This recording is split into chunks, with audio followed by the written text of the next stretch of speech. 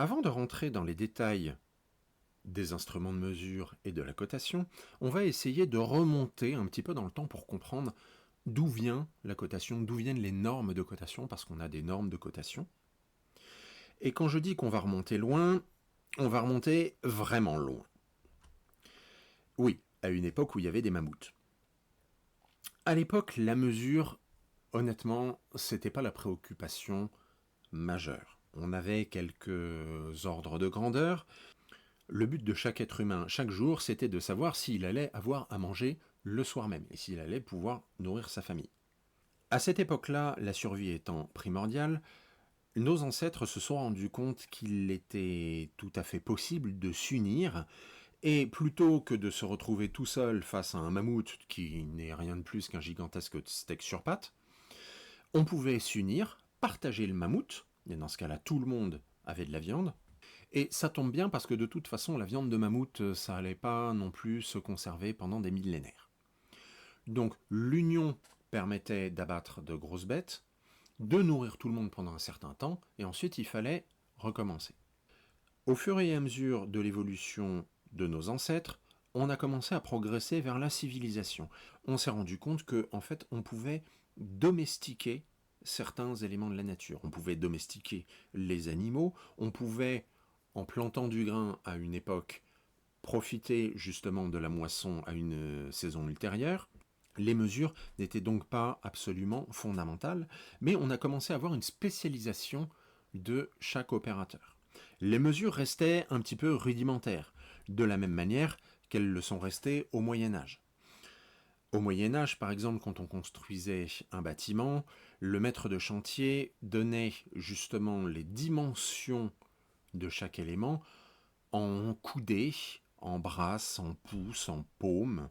Tout cela, en général, était des dimensions prises sur l'architecte, proprement dit, sur le chef de chantier qui, justement, allait contrôler tout cela.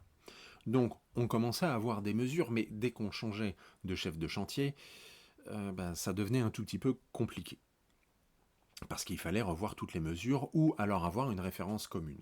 Au fur et à mesure, on a eu des références communes qui sont apparues.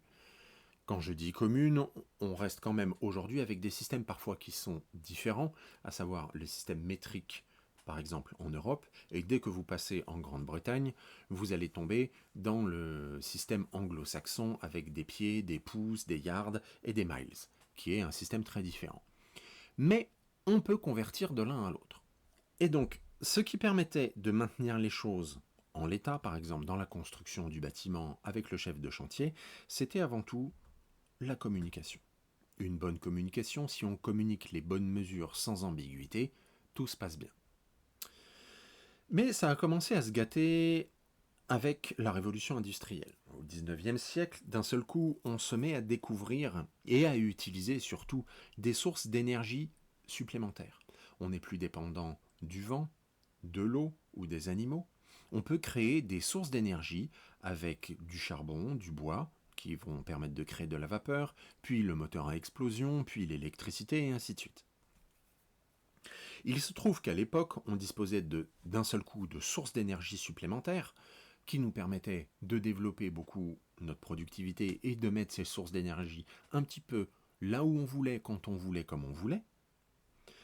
Mais on avait toujours des méthodes artisanales. Par exemple, sur la construction des automobiles à cette époque-là, une voiture était en fait fabriquée par 4 ou 5 personnes. Chaque opérateur était un expert, il y avait une personne qui allait s'occuper du moteur. Chaque cylindre allait être usiné à la dimension du piston qui avait été sélectionné pour aller dans ce cylindre. On ne pouvait pas mettre un piston dans un autre cylindre, parce que sinon il aurait fallu tout réusiner. On pouvait se permettre aussi de faire des petites modifications sur la voiture, d'adapter en fonction de ce que voulait le client. Cela avait des conséquences, c'est que ces opérateurs très qualifiés étaient rares, donc la cadence de production au final était faible parce qu'ils faisaient tout, mais on avait au final une très haute personnalisation. Tout a basculé au XXe siècle, avec Ford et Taylor. Ford voulait produire en série. Pour cela, il a identifié très vite une nécessité absolue, la nécessité d'avoir des standards. Notamment, là, si on voulait monter un piston, chacun des pistons devait pouvoir se monter dans n'importe lequel des cylindres. Qu'est-ce que ça voulait dire? Ça voulait dire que dans ce cas-là, on pouvait avoir un opérateur qui se spécialisait dans la fabrication des pistons, et ensuite il n'y avait plus qu'à les monter, parce que si le piston était bon, était validé, il se montrait dans n'importe quel cylindre, et le fonctionnement du véhicule serait assuré. C'est donc à ce moment-là qu'on a vu apparaître des standards, et notamment des standards en termes de cotation. Cela garantissait que, justement, on aurait un bon fonctionnement. Et cela a nécessité la création d'un langage sans ambiguïté sur les dimensions des pièces. Et donc c'est de cette idée-là qu'est venue la notion de norme. Les normes, elles vont un petit peu nous casser les pieds, mais il faut qu'on en parle. Les normes sont un élément très important parce que c'est la base de la communication. De la même manière qu'on a des normes de langage en français, l'orthographe, la grammaire, on a des normes pour la cotation, que ce soit pour l'écrire, pour la lire et pour l'interpréter.